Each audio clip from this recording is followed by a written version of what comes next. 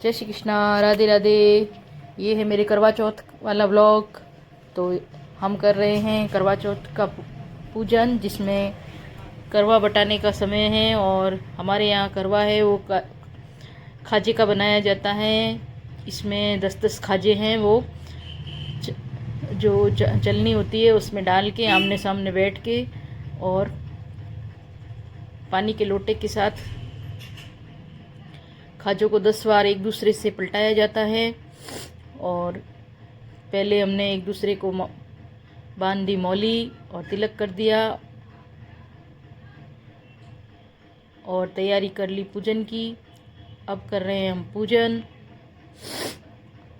तो जो खाजा है उसको चलनी में डाल के 10 खाजे होते हैं और 10 बार इनको एक दूसरे से पलटाते हैं और नीचे रखते हैं एक पानी से भरा हुआ लोटा।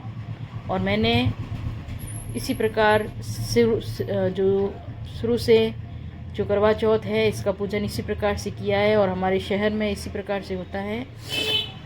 तो वैसे ही हम करते आ रहे हैं।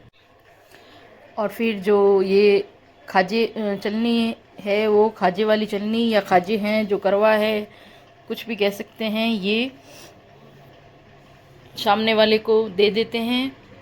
और फिर मैंने तैयारी कर ली चौथ माता की पूजा की। तो सबसे पहले बिठा दिए गणेश भगवान और उनको लगाया गुड़ का और मिठाई का भोग और शिव परिवार का किया पूजन और चौथ माता का किया पूजन। जो करवा चौथ माता हैं उनका पूजन किया और मिठाई खाजे वगैरह जो भी हमारे यहाँ रिवाज है वैसे ही मैंने पारंपरिक तरीके से इनका किया पूजन। और फिर आरती की और आरती के बाद कहानी है आरती के बाद जो कहानी है वो कहानी मैंने कही करवा चौथ माता की और गणेश भगवान की।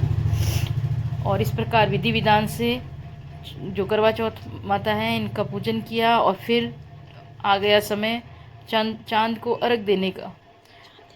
और चांद है वो बहुत ही कम दिखाई दे रहा था और बादलों में था।